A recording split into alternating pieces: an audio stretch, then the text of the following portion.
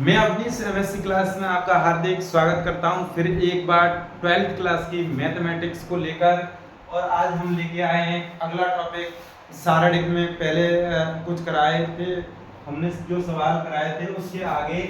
तो देखना जरा, x का मान ज्ञात करो a।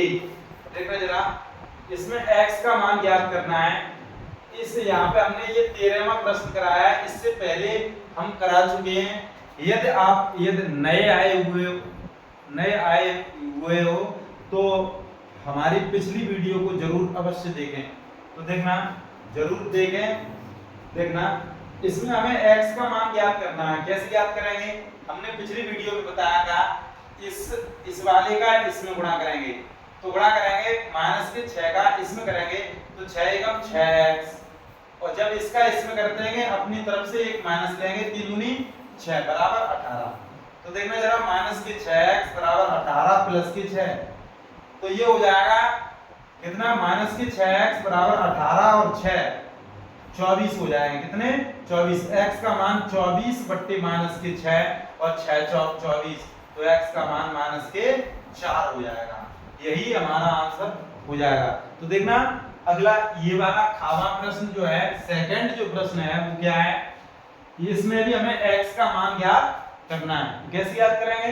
तो इसका इसमें पहले गुणा करेंगे, 3 एकम 3, 6 का इसमें माइनस पहले लगाएंगे, 6 ऊपर 30 बराबर, इसका इसमें गुणा करेंगे माइनस के 7 एकम 7 और x का स्क्वायर, और इसका इसमें करेंगे माइनस 5 चौक 20 हो जाएगा। तो देखना, 30 में से 20 3 में से 30 जाएंगे तो माइनस के 27 बराबर माइनस के 7x स्क्वायर और माइनस के क्या हो जाएगा? 20, माइनस के 20। तो ये 20 इस तरफ आएंगे तो माइनस के 27 प्लस के 20 बराबर माइनस के 7x स्क्वायर।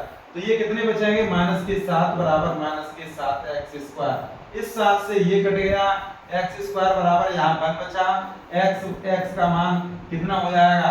धन 1। ये हमारा मान हो जाएगा। ध्यान रखना, ये प्रश्न कभी-कभी बोर्ड परीक्षा में पूछे जाते हैं, और ये प्रश्न जब हल करोगे तो आगे के प्रश्न आपको अच्छे से आ जाएंगे। देखना जरा, x का मान निम्न में ज्ञात करो, निम्न में ज्ञात करो। तो देखना, देखो इसका इसमें गुणा कीजिए, 2 एकम 2, 5 का इसमें करेंगे 5 चौक 20, तो ये 20 बराबर, इसका इसमें करेंगे 2 एकम 2 x स्क्वायर, इसका इसमें करेंगे माइनस 6 चौक 24। तो देखना, ये हमारा x का पद इस तरफ रखेंगे और ये भी इस तरफ, तो यहाँ पे इसे हल करेंगे तो ये कितना बच जाएगा? माइनस के 18। तो 2 में से 20 जब घटाएंगे तो माइनस के 18 बचा, और ये 24 से इस तरफ आएंगे तो धन का हो जाएगा। तो धन का 24 है और ये 18 माइनस के, तो ये कितने हो जाएंगे? कितने बचेंगे? 24 में से 18 गए तो ये 6 बचेंगे, और ये किसके? धन के बचेंगे। तो ये 2x स्क्वायर, 2 से ये 3 बार कट जाएगा, 2 3 6, तो x स्क्वायर बराबर 3, तो x बराबर रूट में 3 हो जाएगा। ये मान निकल के आ जाएगा। इसी क्रम में देखना जरा खामा प्रश्न, अगला प्रश्न ये रहा आपकी स्क्रीन पर।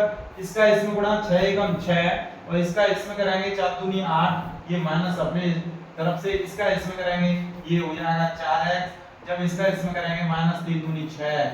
तो देखना, 4 और ये 6, तो ये ऋण के 2x बची, और 6 में से 8 गए, माइनस के 2, और माइनस से माइनस कैंसिल, x बराबर 2 बट्टे 2, तो ये 2 से 2 कट गया, तो कितना आ गया? 1। ये x का मान 1 निकल के आ गया।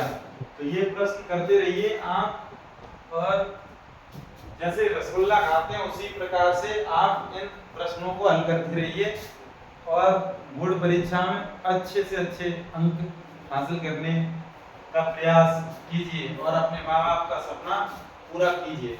देखना, त्रिभुज का क्षेत्रफल ज्ञात कीजिए जिसके शीर्ष क्या है? देखना, 4,4 3, ऋण 2 ऋण 3,16 है। मतलब यहाँ पे क्या है? ये त्रिभुज के शीर्ष दिए, त्रिभुज के शीर्ष दिए, ये A, ये B और ये C, ये तीनों शीर्ष दिए त्रिभुज के। तो ये पूछ रहे हैं ये त्रिभुज का क्षेत्रफल कैसे निकालेंगे?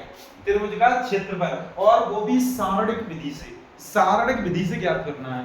तो देखना इसे हम ऐसे हल करेंगे। देखना कभी भी ये दिया जाए तो हम यहाँ लिखेंगे दिया है शीर्ष शीर्ष शीर्ष ए 4,4 ये हमने मान लिया, और ये बी हम कह देंगे 3,-2, सी कह देंगे माइनस के 3,16। तो यहाँ पर निकालेंगे त्रिभुज का क्षेत्रफल। बिल्कुल सरल है, बहुत अच्छा प्रश्न है। तो यहाँ पर ऐसे 1/2 लगाएंगे और यहाँ सारणी का ये चिन्ह लगाएंगे, और ये पहला अवयव है तो ये पहला और ये दूसरा, यहाँ पे ये बी वाला है तो ये पहला और ये दूसरा, यहाँ पे देखना -3 और ये 16 ऐसे लिखेंगे। मतलब ये पहला 4 4 3 2 3 2 ऋण के ऋण 3 और 16 ऋण 3 और 16। जब ये 1 बचा तो यहाँ पे 1 ही लगाएंगे, तो ये हमारा सारणी बन के तैयार हो गया।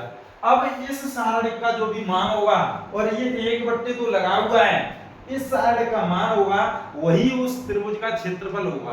अब ये हमने आपको पिछली वीडियो में बहुत अच्छे से बताया है, तो देखना जरा इसे हम कैसे हल करेंगे। फिर पुनः बता रहे हैं 1/2।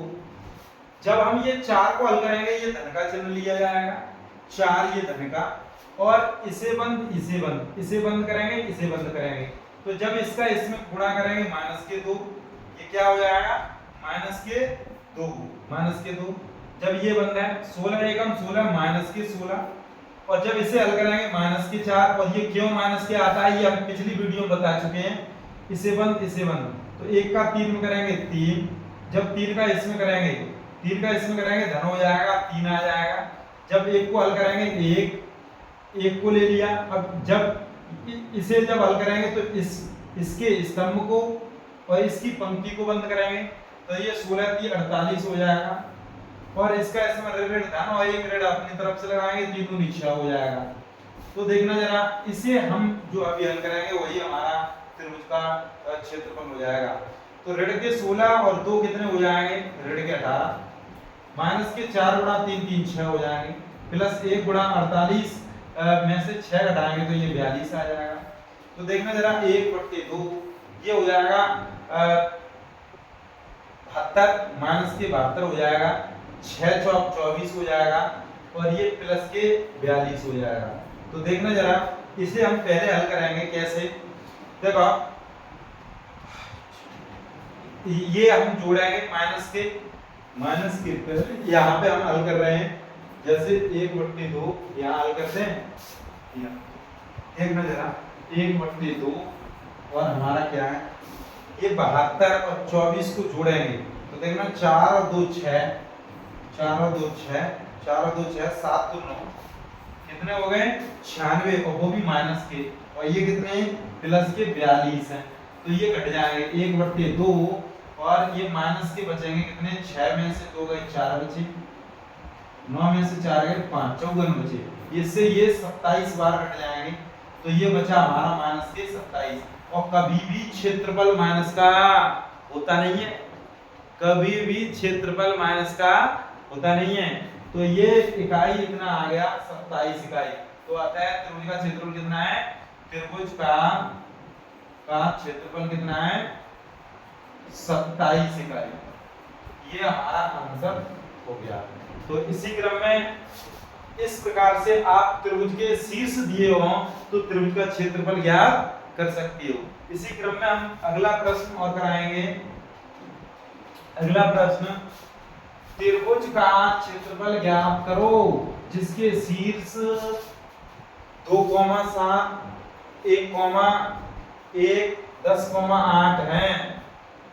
ये हमें दिए हैं 2,7 1,1 10,8 हैं। उसी जैसे हमने पिछला प्रश्न कराया है उसी क्रम में यह भी प्रश्न हल करना है। तो देखना जरा इसे कैसे हल करेंगे। यहाँ लिखेंगे हम, सीधा हल करेंगे त्रिभुज का क्षेत्रफल। हमने आपको ये बताया था 1/2 लगाइए और ये चिन्ह बनाइए, और ये पहला अवयव है इसे 2 और ये 7, दूसरा 1 और 1, तीसरा 10 और 8, और ये जो रह गए उनमें 1 1 1 लगा दीजिए। अब ये हमारा इसे जो भी हल कर लेगा वो त्रिभुज का क्षेत्रफल निकाल लेगा। और ये बोर्ड परीक्षा में 5 नंबर का प्रश्न भी आता है। तो देखना जरा इसी क्रम में 1/2 और इसे हम हल करेंगे। ये पहले अवयव को जब हल करेंगे ये 2 और पहले के लिए पहला स्तंभ और पहली पंक्ति को दबाएंगे, दबा लिया, 1 एकम 1 और 8 का इस 1 में 8। जब भी तिरछा गुणा करते हैं तो माइनस चिन्ह अपने दम पे लगा लेते हैं, ठीक है। और ये 7 है, माइनस के साथ ये बंद और ये बंद, ये वाली मतलब ये इसका स्तंभ और इसकी पंक्ति बंद, 1 एकम 1 माइनस 10 एकम 10 और ये हो जाएगा 1 प्लस का और ये बंद 8 एकम 8 माइनस 10 एकम 10। तो ये हो जाएगा हमारा, देखना अभी निकल के आ रहा है हमारा आंसर। 1 में से 8 गए ऋण के साथ, 1 में से 8 गए ऋण के साथ, 7 दूनी 14 ऋण के 14 और देखो 1 में से 10 गए तो ऋण के 9, 9 7 63 और ये धन के 63। 1 में से 10 गए तो माइनस के 9 बचेंगे और माइनस माइनस प्लस और 9 7 63। देखना जरा प्लस 8 में से 10 गए तो माइनस के 2 और माइनस, तो ये हो जाएगा माइनस का हमारा कितना हो जाएगा, माइनस का हो जाएगा माइनस के 2 एकम 2 माइनस के 2। तो देखना जरा इसी क्रम में 1/2 ये 14 और 2 कितने हो गए 16 माइनस के 16 प्लस के 63। तो देखना जरा इसी क्रम में हम लिखेंगे 1/2 गुणा 16 और 63 का अंतर कितना है, धन का आएगा। देखो 13 में से 16 63 में से हम घटाएंगे 16 तो 13 में से 6 गए 7 बचे। देखना 13 में से 6 घटाएंगे 7 बचेंगे और ये यहाँ पे कितना बचा, यहाँ बचा हमारा 5, 5 में से 1 गया तो ये हमारा बचेगा 4, ये हमारा 47 बचा। तो ये यही हमारा आंसर हो जाएगा 47/2 2 इकाई, यही हमारा आंसर हो जाएगा। तो इस प्रकार से हम त्रिभुज के क्षेत्रफल को ज्ञात कर सकते हैं। स्क्रीनशॉट लीजिए, थोड़ा पानी पी लिया जाए।